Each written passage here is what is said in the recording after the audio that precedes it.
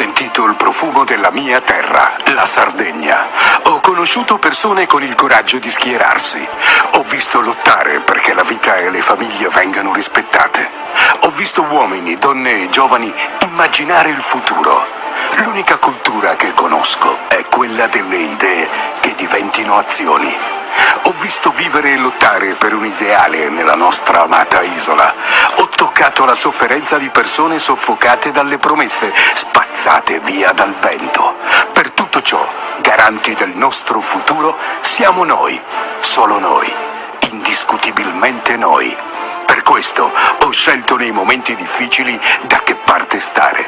Ho scelto, deciso, per la mia città, Partito Sardo d'Azione, Forza Paris, per il rinnovo del Consiglio Comunale di Carbonia. Il 15 e 16 maggio vota Renato Scanu.